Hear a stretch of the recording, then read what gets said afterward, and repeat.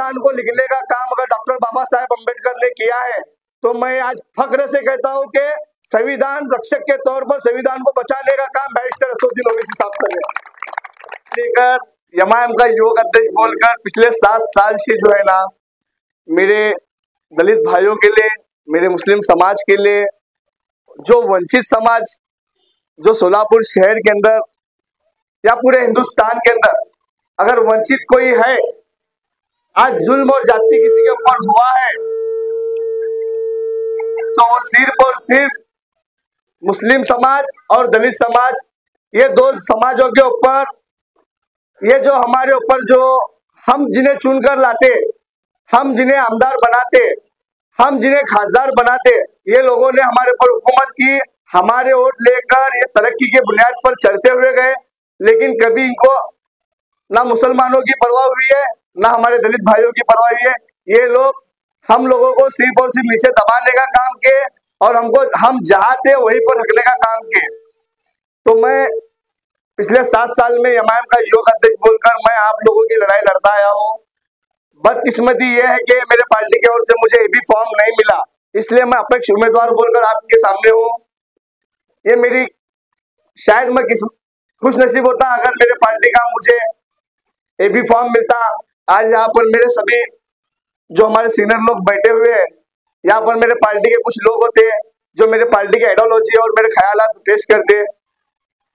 ठीक है, हमारे पार्टी का कुछ तो कुछ मसला था ऊपर लेवल पर, मुझे एबी फॉर्म नहीं मिला, लेकिन यकीन मानो मैं आप लोगों के लिए बहुत लड़ा हुआ हूँ। आप किसी से भी पूछ सकते हो कि मैं आपके लिए हर आंदोलन जहाँ पर भी हमारे दलित भाइयों के लिए मुझे लड़ना चाहिए मैं लड़ा हूँ। हर आंदोलन जहाँ पर भी मेरे मुस्लिम भाइयों के लिए मुझे लड़ना चाहिए, जहाँ पर भी हमारे पर जुल्म हुआ मैं लड़ा हूँ। मैं कोविड के अंदर तकरीबन मैं जुड़वाईपेट यहाँ पर मंगल बाजार में रहने के लिए हूँ और बेगमपेट में वहाँ पर भी मेरा घर है। मैं सोलापुर शहर के अंदर फारूक शाब्दी जो मेरे पार्टी के सदर है, जो आज शहर मध्य के उम्मीदवार है, उनके सदारत में और उनके प्रयत्नों से उन्होंने जो अनाज तकसीम की, अल्हम्दुलिल्लाह उत्तर के अंदर भी मैंने उनके माध्यम से जो है ना तुम लोगों की मदद करने का काम किया हूँ मैं। और जो है वो बात सच में बताना जरूरी समझता हूँ और उसके बावजूद भी अल्हम्दुलिल्लाह मैंने जो भी काम आप लोगों के खातिर करना चाहिए था मैं किया हूँ। और मैं यकीन मानो मैं आपके लिए हमेशा लड़ता रहूंगा और लड़ूंगा। और मुझे तुम्हारी ओर से सिर्फ और सिर्फ मुझे तुम्हारी दुआ, तुम्हारे आशीर्वाद और तुम्हारे वोट की जरूरत है। अगर तुम्हारा वोट होगा मगर मुझे दुआ नहीं होगी तो मैं कामयाब नहीं होने वाला हूँ। मैं तुम्हारे जैसा एक भाड़े के घर में रहने वाला, किराए के घर में रहने वाला हूँ। मैं एक छोटा सा कार्य करता हूँ, लेकिन मुझे आज यहाँ तक पहुँचाने में भी अल्हम्दुलिल्लाह मेरे पार्टी के सदर फारूक शाब्दी साहब का हाथ है और उनके ख्यालात और मेरे बैरिस्टर असदुद्दीन ओवैसी साहब के ख्यालात लेकर जो है अल्हम्दुलिल्लाह मैं ये लड़ाई लड़ रहा हूँ। और मैं यही कहना चाहता हूँ, आज जो हमारे यहाँ के जो एमएलए जो 4 बार चुनकर आए हुए विधायक है, जो विजय कुमार देशमुख जो बीजेपी के, ये लोग जो है अपने बीच में कभी आए नहीं। ये सिर्फ मतदान के दिन जो 4-5 दिन रहते हैं तब आते हैं, तुम लोगों को गुमराह करते हैं, तुम्हारा वोट लेते हैं, घर में जाकर हिस्सों में अपने जोरू बच्चन के साथ दुबई बंबई यहाँ पर घूमते हैं क्या। लेकिन इनको कभी अपनी फिक्र होती नहीं हम जिए क्या मरे क्या। कोविड के अंदर कोई तुम्हारा ख्याल करने नहीं आया। मैं स्टार सोशल के ग्रुप के माध्यम से जो है ना सोलापुर शहर के अंदर जो है मेरे दोस्त लोग, मेरे सभी साथ, मेरा जो ग्रुप था, सब लोग हम कॉन्ट्रीब्यूशन कर मैं भी इतना बड़ा आदमी नहीं हूँ, हम सब एक दूसरे कौन 5,000 दिया, कौन 10,000 दिया, ऐसा कर हम 4-5 लाख रुपए बुलाकर हम कोविड के अंदर गोर गरीबा का काम करे। आज मैं वो काम जो कोविड के अंदर मैं लोगों के बीच में जाकर काम किया और मैं अल्हम्दुलिल्लाह पिछले 10 सालों से जो है मैं सामाजिक क्षेत्र में काम कर रहा हूँ। आज मैं आमदार का इलेक्शन लड़ रहा हूँ। 30 साल का उम्र का बच्चा है, किराए के घर में बच्चा बोले तो कुछ लोग बोल रहे अरे ये क्या लड़ सकता, लेकिन अल्हम्दुलिल्लाह मैं लड़ रहा हूँ और ये लोग मेरे साथ में और मुझे यकीन है कि ये लोग अल्हम्दुलिल्लाह मुझे दुआओं से वोटों से नवाजेंगे और इंशाल्लाह मैं लड़ने वाला हूँ। और रही बात, हमारे लोग तो बीजेपी को और डालते ही नहीं है और दलित समाज, हमारा अम्बेडकरी समाज भी जो है ना आज देख रहे हैं उनके ऊपर बीजेपी गवर्नमेंट में क्या जुल्म जाती हो रही है। और यहाँ के विजय कुमार देशमुख जो यहाँ के बीजेपी के आमदार है, इन्होंने सिर्फ और सिर्फ हमारे वोट लिए, हमारे काम कुछ नहीं किए। इन्होंने सिर्फ पिछले 5 साल में एक ही काम किया है, इन्होंने हिंदुत्ववादी आइडियोलॉजी को बढ़ाना। हम किसी हिंदू भाइयों के खिलाफ नहीं है, हमारा बचपन पूरा हिंदू भाइयों में से नन्हे से हम बड़ा हुए। हमारे सुख दुख में हमारे घर में कोई गुजरता है तो सब में पहले हमारे शेजारी हमारे हिंदू भाई आते हैं। अगर उनके घर में कोई कुछ होता है तो सबसे पहले हम लोग वहां पर जाते हैं। तो हमारा भाईचारा हिंदुस्तान में हम बनाए रखा है।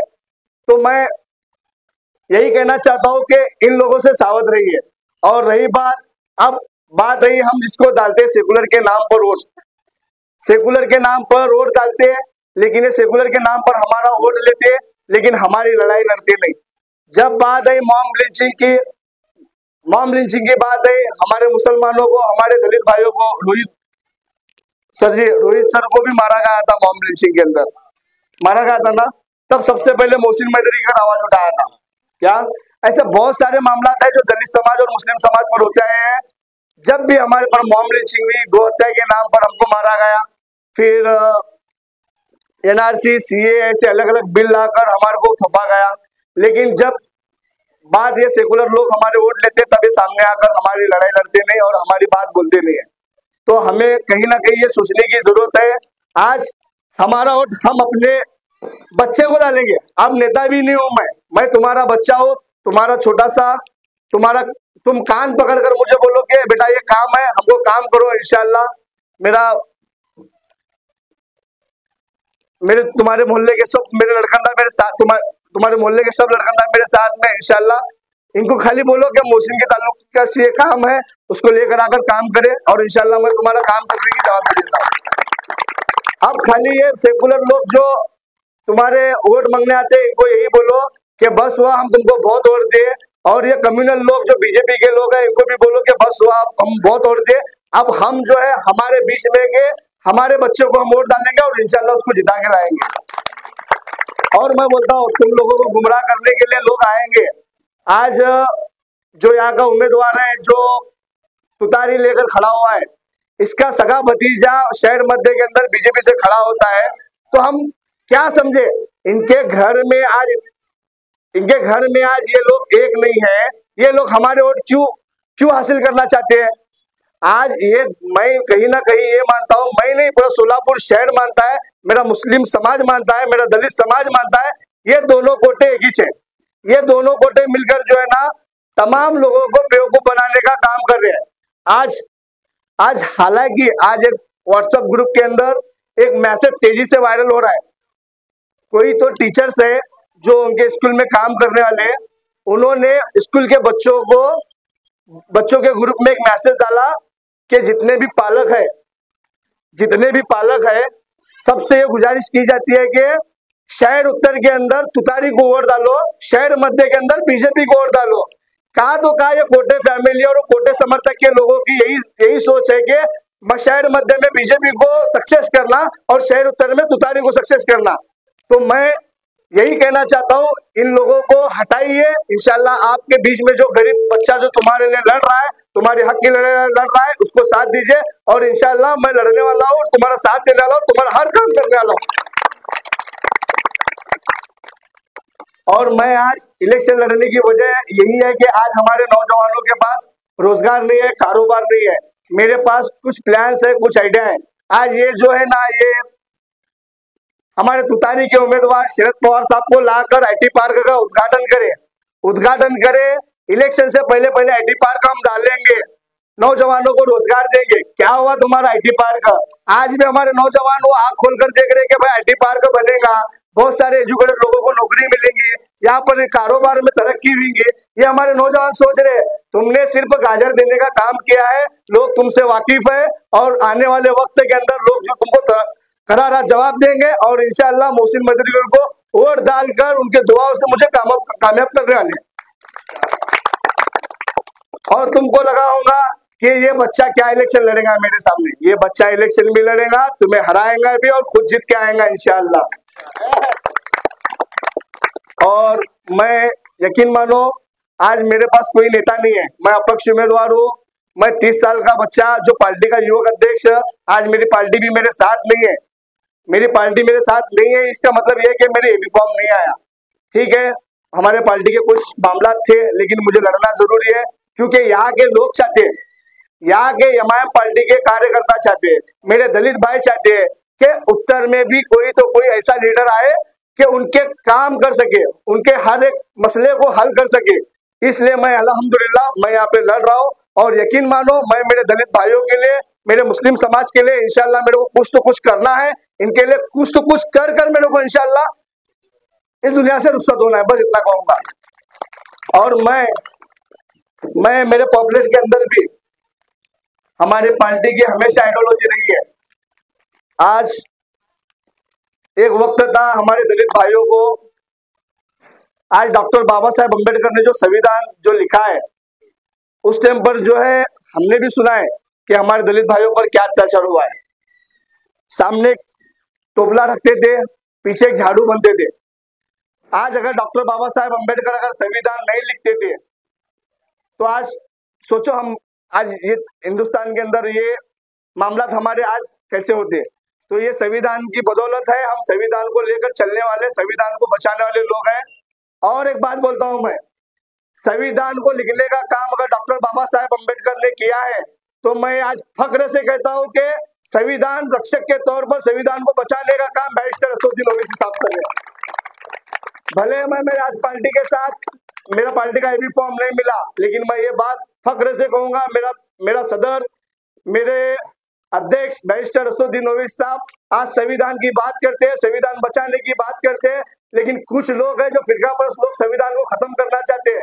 हमको इस संविधान को बचाना है, हमको इस संविधान को बचाना है। और मैं तमाम सेकुलर जहन रखने वाले लोगों से यही कहना चाहता हूँ, तुम मेरा साथ दो, इंशाल्लाह तुम्हारी हर लड़ाई लड़ूंगा मैं, तुम्हारा हर काम करके दिखाऊंगा मैं। आज मेरे पास कोई नेता नहीं है, लेकिन मैं खुद तुम्हारे बीच में तुम्हारा बच्चा बोलकर मैं भाषण भी करूंगा, तुमसे वोट भी मांगूंगा, तुमसे दुआ भी मांगूंगा और तुम मुझे साथ दोगे, इतना कहूंगा। बस मेरे इतना बोलकर मेरे अल्फाज खत्म करता हूँ। और लास्ट में ये कहना चाहता हूँ कि आने वाले 20 तारीख के दिन, बुधवार के दिन मेरा चिन्ह बैट है, मेरा चिन्ह बैट है, 17 नंबर बटन है, 2 वीवीपैट होंगे। पहले वीवीपैट में 16 लोग रहेंगे, दूसरे वीवीपैट में 4 से 5 लोग रहेंगे, दूसरे वीवीपैट में मेरा 1 नंबर है। अपन 1 नंबर देखने का नहीं, दूसरा वीवीपैट में 2 नंबर जो बटन दिखेगा, जब बैट दिखेगा, मेरा फोटो दिखेगा, नाम दिखेगा, वो बटन दबाने का। ऐसा बटन दबाओ, इंशाल्लाह ये लोगों को हमारे वोट की अहमियत होना, अहमियत। आज मैं हमारे वोट की अहमियत दिलाने के लिए इलेक्शन लड़ रहा हूँ। ये लोग भूल गए ले तुम्हारे वोट की अहमियत, तुम्हारा वोट लेते, तुम्हारा काम नहीं करते। क्या हमारे को क्या समझ रहे ये लोग? ये वोट हमारा ही है, ये वोट हमारा गुलाम है, इनको 5-25 हजार रुपए दो, ये लोग हमारे पीछे आते। इनको बताना है इंशाल्लाह, तुम बस बैट को वोट डालो, मुझे साथ दो, इंशाल्लाह तुम्हारे लायक कौन सा भी काम रन दे, इंशाल्लाह मुझे याद करो, मैं इंशाल्लाह वो काम करूंगा। और लास्ट में एक ही बोलता हूँ, ये दोनों कोटे जो एक ही है और यहाँ का जो कोटे है उससे सावध रहो और इंशाल्लाह मुझे वोट डालो। तुम्हारे वोट और दुआ की जरूरत है, इंशाल्लाह मैं लड़ूंगा, सबके लिए लड़ूंगा, मैं सबके लिए लड़ूंगा, हर जात हर धर्म के लिए लड़ूंगा, जहाँ पर भी जुल्म होगा सबके लिए लड़ूंगा, सबकी लड़ाई लड़ूंगा। और इंशाल्लाह तुम मुझे बस तुम्हारा बच्चा बोल को आवाज दो, तुम्हारा जो भी काम रहेगा इंशाल्लाह मैं वो काम करूंगा। मैं हारू या जीतू, तुम्हारे को तुम्हारा आमदार बोलकर तुम्हारा काम करूंगा।